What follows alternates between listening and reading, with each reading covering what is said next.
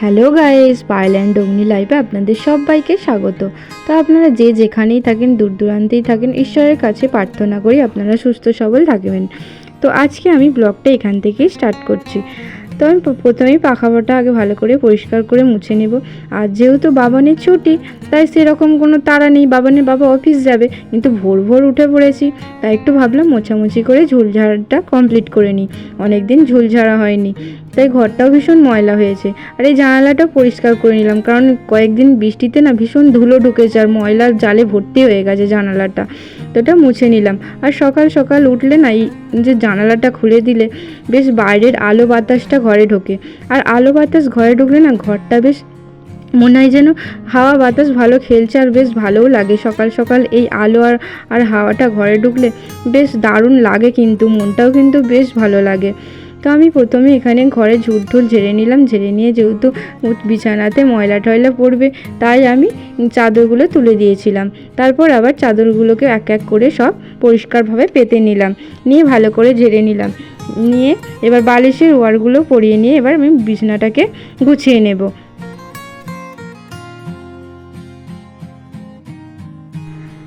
বাবানের আজ স্কুল ছুটি, তাই বাবানও আমার সাথে সাথে উঠে পড়েছে। আমি যতটাই সকাল সকাল উঠি না কেন, বাবানেরও অভ্যাস হয়ে গেছে, ও আমার সাথে সাথে উঠে পড়ে। ওকে আর আলাদা করে ডাকতে হয় না, যেহেতু এখন ওই মর্নিংয়ে স্কুল যাচ্ছে, ডেতে স্কুলে এখন আর যাচ্ছে না গরমের জন্য। সেই জন্য ওর অভ্যাস হয়ে গেছে সকাল সকাল ঘুম থেকে ওঠা, তাই ও উঠে পড়েছে। তা আমি বললাম, বাবান তাহলে তুই আমাকে ক্যামেরাটা ধরে দে। ওই জন্য বাবান ক্যামেরাটা ধরে দিচ্ছে, আর আমি আমার কাজগুলো কমপ্লিট করে নিচ্ছি। যেহেতু ঝুল ঝেড়েছিলাম, সেই জন্য আরও বেশি দেখছি এখানটা ধুলো পড়েছে, সেগুলোই পরিষ্কার করছিলাম, মোছামুছি করে নিচ্ছিলাম। না যদি মুছতাম না, এই ধুলোগুলো পড়ে থাকতো, আর কীরকম একটা বিচ্ছিরি ব্যাপার দেখতে লাগে, তাই না?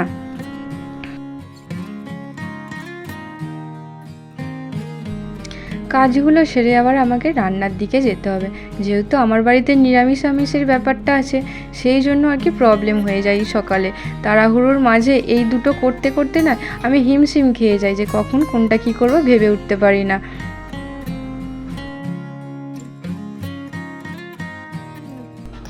সকালে রান্নার কাজের দিকে মা এতটুকু হেল্প আমাকে করতে পারে না, যেহেতু মায়ের কাজ কমপ্লিট করতে করতেই আমার এইদিকে রান্না কমপ্লিট হয়ে যায়।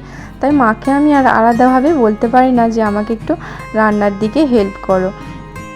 মা ওইদিকে মায়ের কাজগুলো মোটামুটি কমপ্লিট করে, এদিকে আমার মোছামুছি সব বাসন মাজা এগুলো আমার দায়িত্ব, এগুলো সকালে আমাকেই করতে হয়।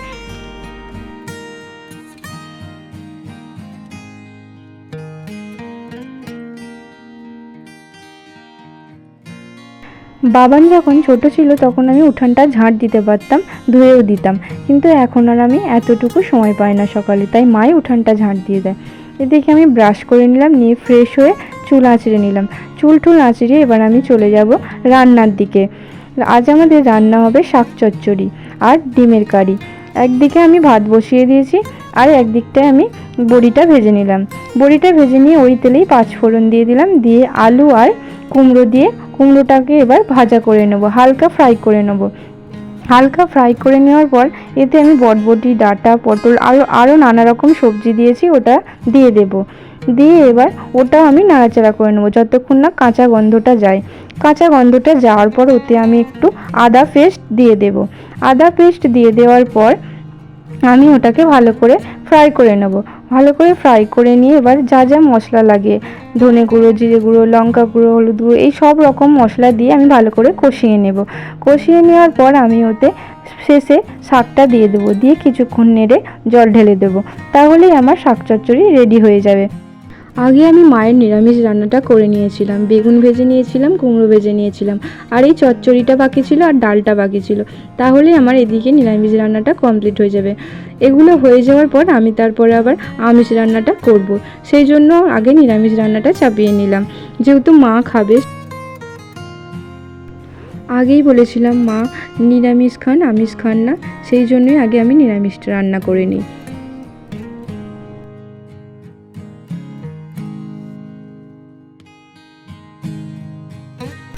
জলটা ফুটে গেছে তরকারি, এবার আমি বড়িগুলো দিয়ে দিলাম। বড়িগুলো দিয়ে এটা শুকনো শুকনো হয়ে এলেই তরকারিটা আমি নামিয়ে নেব। ডিমের কারি বানানোর জন্য এখানে আমি প্রথমে পেঁয়াজ কুচিয়ে রেখেছি, আদা রসুনের পেস্ট রেখে দিয়েছি, ডিমটা আগেই আমি সেদ্ধ করে রেখে দিয়েছিলাম, আর এখানে এই টমেটোটা সাইড করে রেখে দিয়েছি, এটা আমি ডিমের কারিতে দেব, সেই জন্য আমি এটা রেখে দিয়েছি সাইড করে। এদিকে আমি রান্না কমপ্লিট করে চলে গেলাম বাবানকে স্নান করাতে। বাবানকে স্নান করিয়ে দিলাম। এবার আমি ওকে, যেহেতু 1টা বেজে গেছে, ওকে এবার খেতে দিতে হবে। আমি ভাতটা খেতে দিয়ে দিলাম। আমরা এখন মাঠের দিকে ঘুরতে এসেছি। বাবান এই যে আগে আগে চলে যাচ্ছে। ওখানে যাচ্ছে না।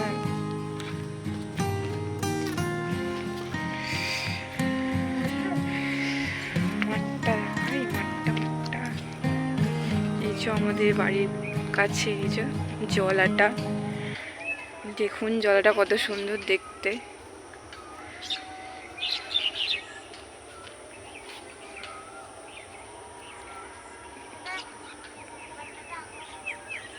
টাটা।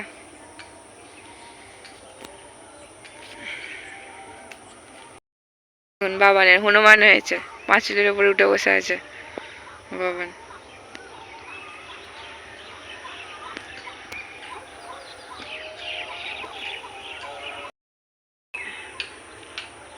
এই যে আমরা এখানে দাঁড়িয়ে আছি এখন, আর মেঘমেঘ আকাশ তো, তাই একটু মাঠের ধারে ঘুরতে এলাম। কি দারুণ লাগছে ওয়েদারটা। অনেক দিন পর মাঠের দিকে এসছি। কত ঘর হয়ে গেছে, বাড়ির সামনে মাঠ, কিন্তু আসেই না এদিকটা বেড়াতে একদম।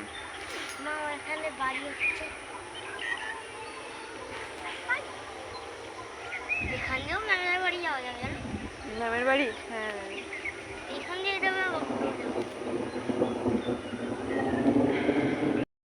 চলে যাচ্ছি, বৃষ্টি আসবে, মেঘ করেছে তো, ফট করে বৃষ্টি এসে গেলে তখন কি হবে। চলে যাচ্ছে। দুপুরে ঘুম থেকে ওঠার পর বাবানের এতটাই বিরক্তপনা ছিল যে আসতে বাধ্য হলাম মাঠের দিকে নিয়ে বেড়াতে। যেহেতু ও বাড়িতেই থাকে, ওকে বেশি বাড়ি থেকে বেরোতে দেওয়া হয় না, তাই আমিও একটু নিয়ে এলাম ওকে মাঠের দিকে। বাবানের এখানে পড়া কমপ্লিট হয়ে গেছে, তাই ও পড়ে ঠরে উঠে, ওর বাবাও অফিস থেকে চলে এসেছে, বাবা আর ছেলে দুজনে মিলে কম্পিউটার নিয়ে বসেছে। এদিকে আমার রান্নাও রাত্রের হয়ে গেছে। ডিনারে ছিল লুচি আর পটল আলুর তরকারি। আজকে এটাই আমাদের ডিনার ছিল। তো রাত 10টা বেজে গেছে। এবার যেহেতু আমাদের খেতে বসতে হবে, তো আমরা এটাই এবার খেতে বসবো। তো ভিডিওটি এই পর্যন্তই। দেখা হচ্ছে নেক্সট ভিডিওতে। যদি ভালো লেগে থাকে তাহলে লাইক, শেয়ার, কমেন্ট আর সাবস্ক্রাইব করে দেবেন। টাটা।